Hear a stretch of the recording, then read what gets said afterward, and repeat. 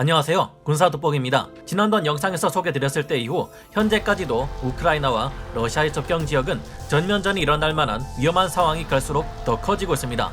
지난번 영상을 올릴 때에도 러시아는 우크라이나와의 접경 지역에 10만여 명의 병력을 배치했지만 사태는 이후 더욱 걷잡을 수 없이 심각해지고 있는데요. 12월 3일 우크라이나의 올렉시 레즈니코프 국방부 장관은 러시아가 국경 인근에서 우크라이나와의 전면전이나 다름없는 대규모 군사작전을 벌일 수 있다고 밝혔습니다. 러시아는 갈수록 우크라이나와의 국경 지역에 병력을 더욱 증강시키고 있으며 현재는 현대화가 완료된 전술 부대를 대규모로 배치해 무려 17만 5천 명이나 되는 대군을 집결시킨 상태입니다. 전면전을 벌이기 충분하다는 러시아 이 병력은 얼마나 무시무시한 것들로 구성되어 있을까요? 지금부터 알아보겠습니다. 전문가는 아니지만 해당 분야의 정보를 조사 정리했습니다. 본의 아니게 틀린 부분이 있을 수 있다는 점 양해해 주시면 감사하겠습니다. 러시아와 우크라이나는 왜 싸우는 것일까? 지난번 영상에서 말씀드린 것처럼 현재 러시아가 우크라이나와 관계가 이토록 틀어진 데는 냉전 시기 북태평양 조약기구 나토와 바르샤바 조약국 사이에 거대한 대립을 배경으로 들 수 있습니다. 러시아 입장에서는 우크라이나가 매우 중요할 수밖에 없는데요. 우크라이나는 서방 국가들로부터의 완충지대 역할을 해줄 수 있으며 흑해를 통해 러시아는 해군 확장 또한 가능하기 때문입니다. 러시아가 강제로 남쪽 우크라이나 영토였던 크림반도를 합병하고 돈바스 전쟁을 후원하게 된 것도 이와 같은 이유 때문이라 할 수 있습니다. 소련이 해체된 이후에도 러시아는 구소련 구성 국가들에게 여전히 막대한 영향력을 행사했고 해당 국가의 정보에도 개입하는 등 대대적인 팽창주의 기조를 이어나갔습니다. 그러나 현대에 와서 동유럽 국가들은 러시아에 대한 영향력을 떨쳐내기 위해 폴란드를 시작으로 많은 국가들이 러시아의 적이라 할 수 있는 북대서양 조약기구, 즉 나토에 줄줄이 가입하게 됩니다. 러시아 입장에서 보기에는 갈수록 많은 국가들이 나토 회원국이 되어가고 있으며 서방 국가들과의 완충지대 역할을 하는 우크라이나까지 나토에 가입하겠다는 의지를 보이기 시작하니 위기를 느끼지 않을 수 없는 것입니다. 나토의 일원이 되고 싶다는 우크라이나와의 국경지대에 대규모 군사력을 집중시키는 러시아의 태도는 어찌 보면 서방 국가들에게서 자신을 지키기 위한 방어 전쟁으로 볼 수 있을지 모르지만 아무래도 그렇다고 보기에는 전력의 증강이 너무 지나치게 어마어마합니다. 이건 우크라이나를 선제 공격해서 전면전을 일으키려는 것으로 의심될 만큼 무시무시한데요. 게다가 우크라이나 쪽에서도 친러 성향의 반군이 우크라이나 정부군과 2014년 4월부터 돈바스 전쟁까지 벌이고 있는 중이기에 더욱 골치 아픕니다. 현재 우크라이나를 포위하고 있는 러시아군의 전력은 어느 정도일까요? 전면전 위기, 배치된 러시아의 병력 상태. 지난 11월 이후 우크라이나와 러시아의 경계인 쿠르스크 지역에는 러시아 최강의 기갑사단인 제4근위 기갑사단이 배치되었고 지상군으로만 따지면 총 9만 2천 명, 해외 공군을 포함할 경우 11만 4천 명에 달하는 어마어마한 러시아 군전력이 우크라이나의 3면을 포위하며 총 집결했습니다. 현지 시각으로 지난 1월 1일 막사르 인공위성에는 러시아 서부 옐니아 지역에 주둔하고 있는 무수한 러시아 합동군의 차량이 포착되었는데요. 현재 러시아군은 우크라이나의 국경 3면을 따라 자주포 등으로 이뤄진 포병 및 전차로 이뤄진 기갑부대, 차량화 보병 등 막강한 지상군 전력이 포진한 상황입니다. 우크라이나의 북쪽, 동쪽, 남쪽 모두에 러시아 항공시설 등 군사시설들이 수도 없이 자리 잡고 있는 상태입니다. 이 중에서도 돈바스 지역은 집중 포위된 상태로 러시아는 돈바스 지역 인근에 지난해에만 5개의 전술 부대를 추가 배치했습니다. 여기에는 우크라이나 내부의 친러시아 분리주의 세력도 3만 2천 명이 집결된 상태인데요.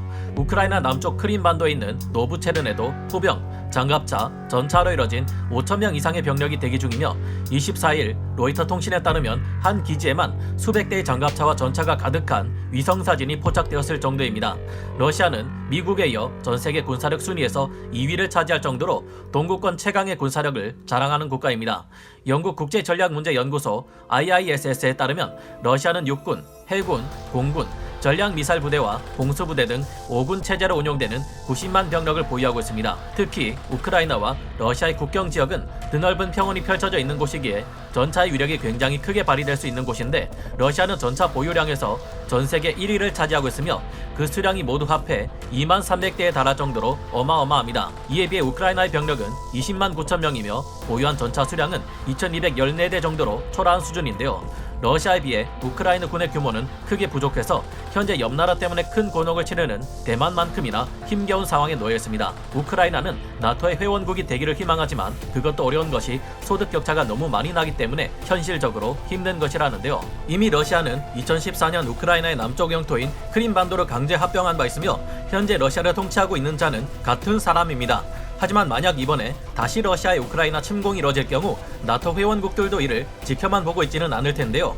만약 나토 회원국 중 하나인 폴란드가 우크라이나를 지원해 러시아를 공격하게 될 경우 우리 한국에서 만들어져 폴란드로 수출된 K9 자주포의 폴란드 버전 크랩 자주포가 러시아의 기갑사단을 상대하게 될 수도 있을 듯합니다. 해상에서는 중국에 집중하는 미국 대신 프랑스가 총대를 맺습니다. 프랑스의 샤르 드골급 항공모함 전단을 주축으로 한 사상 최대 규모의 서방연합 함대가 러시아가 우크라이나를 공격하지 못하도록 접근했습니다. 대평원으로 이뤄진 우크라이나와 러시아의 국경 지역은 전차가 활약하기 좋은 곳이지만 항공모함에서 발진하는 최신의 함재 전투기들의 정밀 폭격이 이뤄질 경우 손쉽게 초토화될 수 있는 곳이기도 하기에 어느 정도의 전쟁 억지력은 발휘할 수 있을 것으로 보입니다. 부디 이 서방 함대의 견제 앞에 러시아의 우크라이나 침공이 이뤄지지 않고 그 사이 남아있는 나토와 러시아의 회담이 좋게 마무리되기를 바라봅니다. 그렇게 될 가능성이 별로 없어 보여 문제지만요. 세계 3위 핵 강국이었던 우크라이나가 지금과 같은 위기에 처한 이유, 원래 소련 붕괴 이후 소련 연방이 있던 당시 우크라이나는 최전망 국가였기에 핵탄두 소유량이 전 세계 3위에 속할 정도였습니다.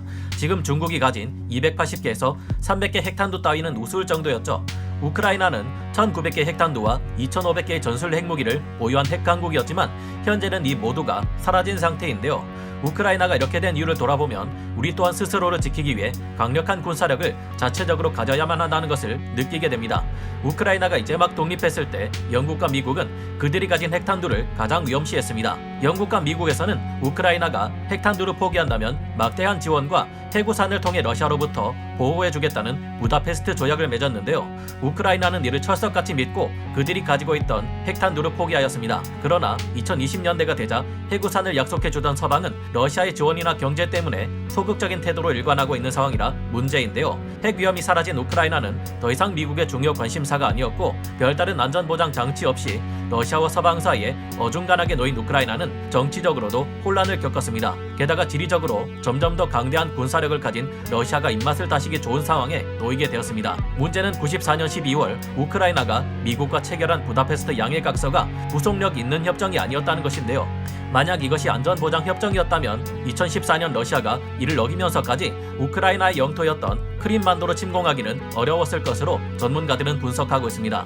심각한 안보 위기를 느낀 우크라이나는 핵미사일을 포기하는 대가로 미국으로부터 경제 지원, 공식 영토 확정, 안보 보장 등을 요구하게 되었지만 경제적인 지원은 잘 이루어지지 않았는데요. 미국이 이스라엘에 원조하는 금액은 1년에 38억 달러 정도인 반면 중단되었다가 2018년 겨우 재개된 우크라이나에 대한 군사비 원조 금액은 2억 5천만 달러 정도로 블록버스터 영화 한 편인 어벤져스 엔드게임의 제작비에도 못 미치는 금액이었습니다. 간의 수공업으로 만든 로켓이나 쏘아대는 하마스를 상대하는 이스라엘보다 세계 군사력 2위 러시아를 상대해야 하는 우크라이나에 더 많은 원조 액수가 가야 정당하지 않을까요? 결국 미국은 러시아를 당장 즉각적인 위협으로 보지 않으며 군사 강대국인 러시아를 상대로 우크라이나를 방어해서 얻을 이익이 없다는 것을 말하는 것일지도 모르겠습니다. 이를 볼 때 우리의 가장 강력한 동맹은 두말할 것 없이 미국이지만 그들도 결국 가장 중요시하는 것은 자국의 이익일 겁니다. 그러므로 그들과의 외교를 진행할 때 그들이 원하는 것을 제시하는 한편 우리 또한 정당하게 그 대가를 당당하게 제대로 받아내야 할 것 같다는 생각이 듭니다.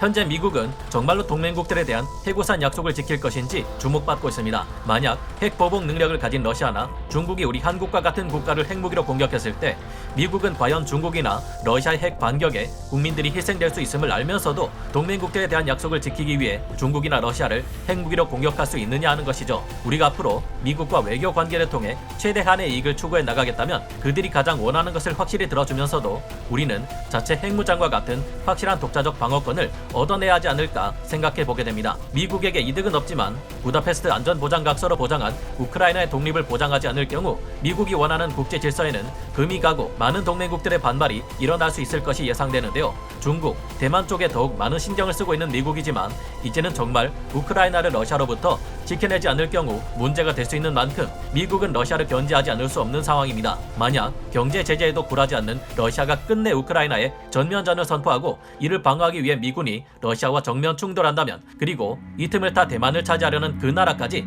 대대적인 침공에 나선다면 그때부터 제3차 세계대전이 시작될 텐데요. 그리 된다면 우리 한국도 참전을 피할 수 없을 것이고 우리가 상상할 수 있는 가장 무서운 전쟁의 형태가 우리 눈앞에 펼쳐지게 될 겁니다. 그런 만큼 우리 한국으로서는 이 위기 상황을 잘 지켜보고 적절하게 대응할 방안을 찾아야 할 것 같습니다. 여러분의 생각은 어떠신가요? 오늘 군사 돋보기 여기서 마치고요. 다음 시간에 다시 돌아오겠습니다. 감사합니다. 영상을 재밌게 보셨다면 구독, 좋아요, 알림 설정 부탁드리겠습니다.